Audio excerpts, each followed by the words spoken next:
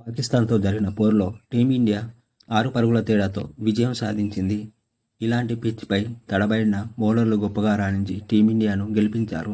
ముందుగా బ్యాటింగ్ చేసిన భారత్ 19 ఓవర్లలో 119 పరుగులకు ఆలౌట్ అయింది. టీమిండియాకు శుభారంభం దక్కలేదు. కీలక ప్లేయర్లు విరాట్ కోహ్లీ 4 పరుగులు చేయగా రోహిత్ శర్మ 12 బంతుల్లో 13 పరుగులు చేశాడు. ఈ దశలో వచ్చిన అక్షర్ పటేల్ 18 బంతుల్లో 22 పరుగులు చేశాడు. అక్షర్ అవుట్ అయిన పంతు రాణించడంతో భారత్ 10 ఓవర్లకు 3 వికెట్ల నష్టానికి 81తో మెరుగైన స్థితిలో రాణించింది. కానీ తర్వాత 9 ఓవర్లలో 38 పరుగులకే 7 వికెట్లు కోల్పోయి ఆలౌట్ అయింది. టీమిండియాలో రిషబ్ పంత్ 31 బంతుల్లో 42 పరుగులు చేసి టాప్ స్కోరర్గా ఉన్నాడు. పాకిస్తాన్ బౌలర్లలో నసీం షా 21 పరుగులు ఇచ్చి 3 వికెట్లు తీయగా, హరీష్ రావ్ 21 పరుగులు ఇచ్చి 3 వికెట్లు తీసి, మహమ్మద్ అమీర్ 23 పరుగులు ఇచ్చి 2 వికెట్లు తీసి సత్తా చాటారు. అనంతరం పాకిస్తాన్ 20 ఓవర్లలో 7 వికెట్లు కోల్పోయి 113 పరుగులు మాత్రమే చేసింది.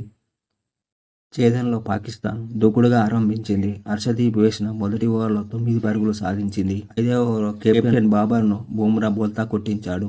బాబర్ 10 బంతుల్లో 13 పరుగుల వద్ద అవుట్ అయ్యాడు. ఆ తర్వాత వచ్చిన ఉస్మాన్ ఖాన్ 13 పరుగులు చేశాడు.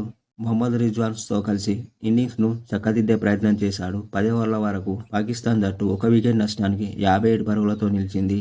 చేతిలో 9 వికెట్లు ఉండడంతో పాకిస్తానే ఫేవరెట్గా నిలిచింది. కానీ డ్రింక్స్ బ్రేక్ తర్వాత అక్షర్ తొలి బంతికే ఉస్మాన్ను అవుట్ చేశాడు. మరో ఎండ్లో ఉన్న రిజ్వాన్ లక్ష్యాన్ని నెమ్మదిగా కదిలించాడు. ఫఖర్ జమాన్ 8 బంతుల్లో 13 పరుగులతో ఆడడంతో ఆశలు కొంచెం సన్నగిల్లాయి. కానీ భారత బౌలర్లు గొప్పగా పుంజుకున్నారు. హార్దిక్ పాండ్యా చెలరేగా వికెట్లు కోల్పోయింది. చివరి 2 ఓవర్లలో పాక్ విజయానికి 21 పరుగులు అవసరం అవ్వగా బుమ్రా కేవలం 3 పరుగులు ఇచ్చి ఇఫ్తిఖార్ అహ్మద్ను 5 పరుగుల వద్ద అవుట్ చేశాడు. ఆఖర్ బంతికే ఇమాద్ వసీంను 15 పరుగుల వద్ద హర్షదీప్ సింగ్ అవుట్ చేసి విజయాన్ని అందించాడు. చివరి 3 బంతుల్లో 16 పరుగులు అవసరం అవ్వగా నసీం షా వరుసగా 2 ఫోర్లు కొట్టి ఓటమి పరుగులను తగ్గించాడు. టీమిండియా బౌలర్లలో జస్ప్రీత్ బుమ్రా 14 పరుగులు ఇచ్చి 3 వికెట్లు తీశాడు. హార్దిక్ పాండ్యా 24 పరుగులు ఇచ్చి 2 వికెట్లు తీయగా హర్షదీప్ సింగ్, అక్షర్ పటేల్ తలలో వికెట్ తీశారు. ఇది ఇలా ఉంటే పాకిస్తాన్ కెప్టెన్ బాబర్ ఆజం మ్యాచ్ అనంతరం ఇలా చెప్పుకొచ్చాడు: మేం బౌలింగ్లో సత్తా చాటాం, కానీ బ్యాటింగ్లో విఫలమయ్యాం.